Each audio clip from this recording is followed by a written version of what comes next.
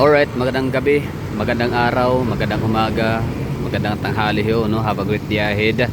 Para sa mga nakakapanood nitong video na to ngayon, kung anong oras ho sa inyong lugar, kung anong oras ka man nagbukas nito. So, ang ano bang meron sa aking video na to ngayon, gusto ko lang ipakita ho sa inyo, paabot, no? Kung ano nga ba ang latest update dito sa aming lugar dito sa Davao City, kung anong hitsura ng aming syudad. Despite sa mga challenges, no, and the mga uncertainty sa Davao City ngayon, no, yun na nga ang ating pinakatatay ng Davao City is kinidnap. Ando na sa Dahig, pinakidnap, no, ni PBBM. And ano pa, si VP Sara, no, meron siyang kaharaping impeachment trials next sa June yata, di ba? Kaya vote vote straight PDP laban Duterte. Dati is the Duterte 9, ngayon is Duterte 13. So 10 na sila, no. Pang 10 ho doon ay si Richard Mata. So ibig sabihin noon, pagiging 10 na yun na natin, yung pinaka manok sa senatorial slate para sa pagiging senador sa upcoming May 12, 2025. So ito yung lugar na to, seems to be normal lang naman. Time check ko tayo ngayon dito, 16. So kumbaga ang tanong dyan, kumusta nga ba ang Davao City, no? Despite sa mga challenges, sa mga panggigipit ng gobyerno ngayon natin dito sa Pilipinas. So ito yung hitsura ng Davao City, no? Sa maliit na bahagi lang na to ng Davao City. So Davao City is the largest city in the Philippines in terms of land area, and third largest city naman in terms of population. So ito ho yung lugar na to dito is JP Laurel Avenue, or so known as Bahada, no, or sa mga taga Davao talaga, kung taga rito ka, dito ka pinanganak lahat, no. So okay, hindi ka pinanganak sa Davao City as long as bata ka pa lang, like mga 1980s, 70s, in the 90s, so lagi ka napupunta sa Davao City. So pinaka-address ko talaga itong area na to, itong kahabaan ng kalye na to ay Bahada, pero syempre officially called as JP Laurel Avenue.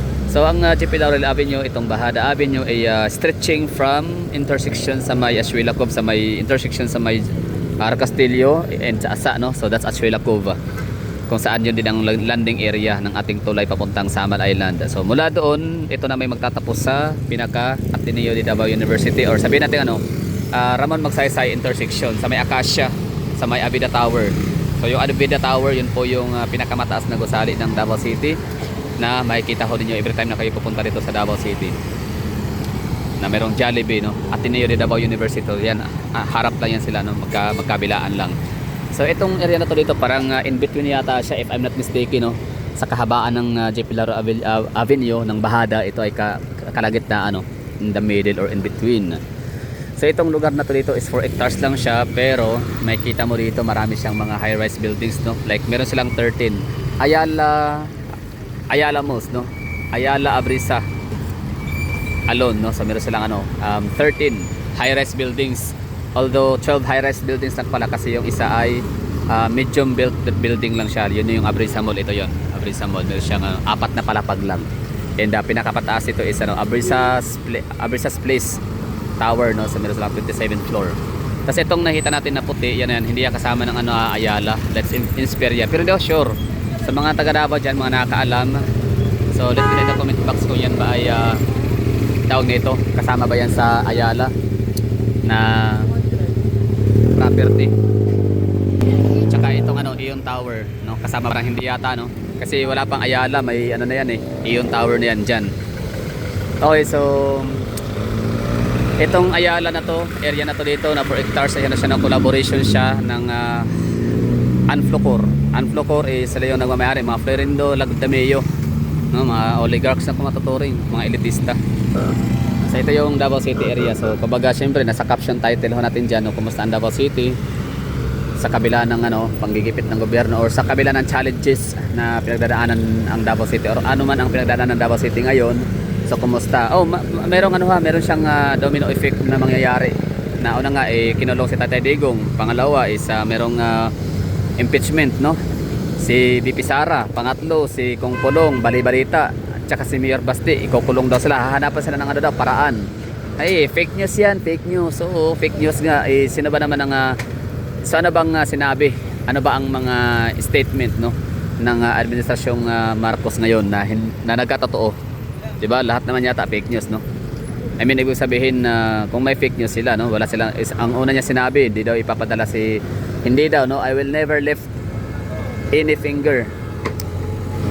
Para daw tulungan. So ibig sabihin wala, ayaw niya talagang ano, wala siyang walang kahit anong tsansa na ibibigay niya no sa ICC para kunin si Pangulong Rodrigo Roa Duterte. Yan ang sabi ni Pangulong Marcos. Di ba?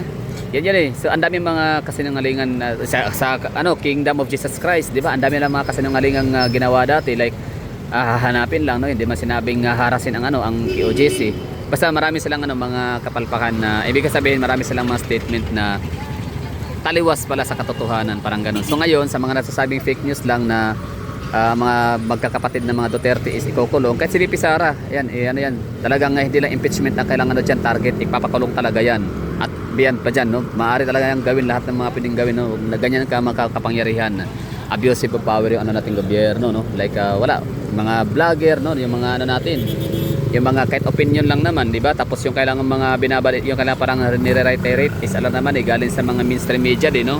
Pero yung mainstream media hindi nila pinapatawag sa Quadcom, di ba? Ang pinapatawag ay itong ating mga ano lang, mga ordinaryong ano, kababayan natin, no? Na nagba-vlog, vlogger, no? Mga writer, mga columnist, writer, no? Kasi Facebook, vlogger, ganun.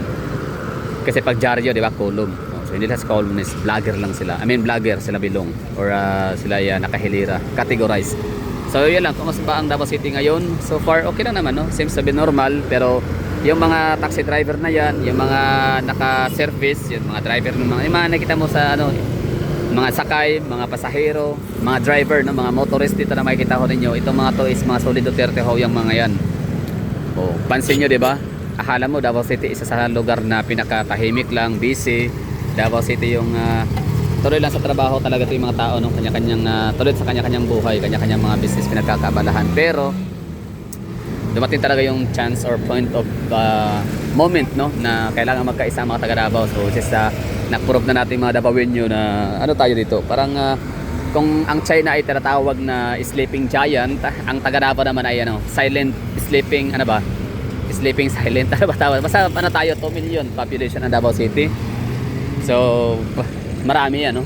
Kapag magkasama-sama yan, magkakaisa. O gaya nga nung ating Solidarity Walk noong araw ng Davao, March 16. Oh, ilan ba yung naitalang ano doon? Nasa 300,000 plus. Na if I'm not mistaken nasa mga 300,000 plus na crowd count estimated. Tapos itong huli naman ang birthday ni dating Pangulong Rodrigo Duterte na ika-80, no? Rodi at 80, Solidarity. Global Filipino Solidarity, yun ba yun? O basta nasa estimated din yan, estimated not less than 300,000 katao ang crowd count. Kahit papabulaan na nila yung ganong balita, estimation, sabi 60,000 lang daw. Doon pa lang masyadong obvious na, no? Ginagawa tayong bobo nitong ating mga taga-gobyerno na yun lang, kumbaga pinapalabas na hindi tayo marunong magbasa ng hindi tayo marunong mag-estimate ng crowd. Sobrang dami no, so 300,000 mahigit. So doon pa lang talagang malalaman na natin kung gaano ka-solid, gaano ka-astig, gaano ka solid, no, ang mga taga Davao, gaano ka-solid ang mga supporter ni Tatay Digong na talagang willing mag-sacrifice, willing itabi muna, no, isang tabi muna yung mga ginagawa at mga business. Yun, sabi nila mga tambay daw. Kasi anong tambay? Alam nyo ba na dito sa Davao City parang nasa 100,000 lang yata ang dito yung matatawag nating PI, no, or poverty incidence count natin. So that's parang nasa mga ilang porsyento ba yon? 5% lang siya sa out of 2 million. Kasi yun yung poverty incidence namin dito. So kung meron mga pwedeng pumunta sa gitna ng kalsada at mag-rally, so sila yun, no, kasi pwedeng bayaran yun ng 100 and 500 pesos o magkano ba per head, di ko alam kung magkano, di pa naman ako try tumanggap ng mga ng pasahod sa mga ganyang event. Kumbaga ako na may sumasama ng pusa. So yung mga yon, sila yung pwedeng tatanggap ng bayad, pero tayo na mga may trabaho din naman, kumikitang kabuhayan, so meron tayong katapano, no, ipon na kaya nating mag rally, makisama sa isang araw na gathering. At dito naka-duty lang na pumapasok sa trabaho, nagdinegosyo, namamasada, tuloy ang buhay dito. Pero ano yan, deep inside, ano yan sila, may mga dinadamdam ho yan sila no, na sama ng loob, galit sa ating administrasyong Marcos ngayon. Na yan lahat ay ilalabas ho yan, no, i-express ho yan ng mga tao, hindi sa pamamagitan ng pagsigaw, pagwewelga, kundi idadaan ho yan sa boto ngayong Mayo 12, 2025, no? 2025. So, sana nga ano, walang dayaan. Kasi meron na ngayon, meron tayong nakita mga proof of evidences na, I mean, meron tayong ano, parang red flag na itong Comelec natin. Unang-una nga si Atty. Respicio ng Taga Norte, Pangasinan yata yung tao na yun, mama na abogado, matalinong abogado, tapos matakbo siyang vice mayor sa kailangan ano, town. And sinabihan niya lang naman, binigyan niya ng tip ba itong si Garcia, George Garcia ng ano, ng Comelec, no, chairperson or chairman, na ang Comelec, I mean yung ano, yung election pwedeng madaya sa pamamagitan ng ganong ano, yung mga enumerate, no, na pwedeng gawin ng mga hacker, no. So imbes na magpasalamat at sundin or mag-dry run or i-recheck ulit, no, ang kailangan ano, capacity lang kanang ng baluta nung ano ba tawag doon sa ano, nung machine, di ba? So imbes na i-recheck ulit kung totoo ba yung sabi ni Atty. Respicio na pwedeng madaya or mahak kung meron mang magtangkang manghahak.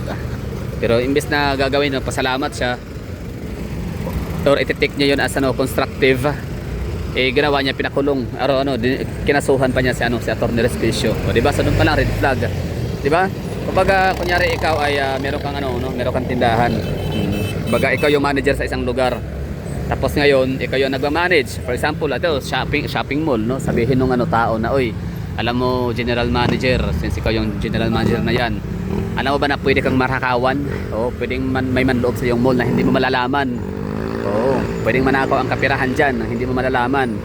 So ngayon, imbes na, so, bigyan kita ng tip, paano niya nakawin, kung meron man. So ganito, ganyan. So imbes na magpasalamat yung general manager na yun, kasi nga merong nakapagtimbre sa kanya, merong nakapag-advise, nakapag-suggest, na yan na nga yung paraan para ma-hack yung ano, yung kanyang balik na tayo sa ano, sa Comelec na tayo, no, sa balota o ano pa tawag, Picos machine ba tawag doon, not sure na, sorry. So yun, imbis na magpasalamat siya, yun ang kinasuhan, di ba? So ganun lang din yun, na imbis na magpasalamat siya kasi nabigyan siya ng ano, tip, advice, no, ng taong expert sa pwedeng sa pagnanakaw sa tindahan. So hindi niya yun kinuha as ano, constructive. So kinulong niya, patuloy kinasuhan, ganun, kasi para ang datingan parang na-offend siya, para anong akala mo sa akin, pinagbintangan mo ako na wala akong pinatupad na security protocol sa aking tindahan, sa aking ano, under sa aking management, no. So yun, kinasuhan. Tapos pangalawa, nitong huli, merong ano, yung mga machine ba yun, o andito sa ano, mga solar panel, kung ano na matawag doon, basta mga Comelec paraphernalia na nakita na namataan, no, sa may isang private residential sa may Buhangin dito sa Davao City. So yun, naging issue yun. So sana mahanap niyo yun, although lahat naman siguro tayo na nakita na, nakapanood na ako, wala lang talaga ano, wala pa kung tamang oras, I mean ibig sabihin sapat na oras para pakinggan, no, at basahin at himay-himayin yung mga ganong issue. So basta yun lang, kumbaga red flag siya, na sabi nga dito ni Bombo John Digamon yun, no, yung ano, si John Diggs, if I'm not mistaken, sa kanyang TikTok post na ano nga daw, kailangan nga sunugin yun kasi na ano na siya, parang basta may bahid na. Ngayon ay pinadala daw ulit, parang pina-withdraw pabalik sa Manila. So yun lang itong ano ating update sa Davao City, kasi more on ano tayo, puro tayo bahay ni Tatay Digong sa Doña Luisa, tapos City Hall of Davao. So this time naman, kumustahin naman natin ang isa sa pinakamayamang distrito ng Davao City, or ibig sabihin area. So ito nga, business district ng JP Darrell Avenue of Davao City. So sana ay nagustuhan ho ninyo, or ibig ko sabihin sana meron kayo idea. So sa mga nagtatanong ano kaya yung tsura, matamblay ba ang Davao City, lonely ba, ano ba, ano pa bang mga ganap sa Davao City ngayon, no? Matamlay, lonely, wala bang kumusta yung economy dito, no? So okay naman ang economy activities sa amin dito, no? Diba? So peak hour na, no? Late na, so good luck sa amin, ano ibig sabihin, peak hour na, so good luck sa mga uuwing gutom, no? Sa mga hindi nag-almusal, tapos binawi na lang sa tanghalian, tapos yung tanghalian kinuulang kasi yung tanghalian ay pinagsamang almusal, brunch, ganun, breakfast and lunch. So ito ngayon tuloy, nagugutom na kayo, uwian, traffic, di ba? Iba nga rito sa Davao City, kailangan maglakad na lang para makauwi. Mas okay pa, makatipid pa, nakapag-exercise pa. Yan. Mas napadali pa yung pag-uwi kasi nga naglakad na lang sila. Kasi kung aasa ka sa jeep, nako punuan. Punuan, tapos ang bagal tumakbo, tapos ang init pa niyan, siksikan. Kasi nga ang namin dito, ang status ng aming transport system ay shortened kami dito sa mga POG. Kasi nga phase out, no, pini-phase out na yung POG kasi in preparation ho yun, part ho yun sa developing na sa development ng ating tinatawag nating Davao Bus System or modernization, transportation modernization. So yun lang siguro, maraming thank you sa mga nanonood dyan, and ingat sa kayong lahat dyan. Basta tuloy lang ang laban, no? Every Sunday meron tayong Green Rise Action Movement dito sa Davao City Hall ground sa may Rizal Park. So magsusuot tayo ng color green, may bitbit din ng kandila kasi prayer rally doon sa City Hall ground. So yun po yung in support po kaya PRD. Baka isipin nila na wala, nananawa na, napapagod na ang mga taga Davao, simula lang yan sila maingay. Tingnan natin ba sa malapit na May 12, kung pwede palang hilahin natin pabilisan, para natin, para maikasta natin yung ating boto, no, yung ating inis ba, yung ating vote protest. So yan ha, Duterte, huwag kalimutan, pang 10 na kandidato na itinaas ni Tatay Digong and BP Sara, nakamay ay kay Doc Eric Mata o Richard Mata. Mga pala, si Dr. Richard Mata ay pamangkin niya or tiyuhin siya ni Senator Bongo. So thank you for watching and bye bye.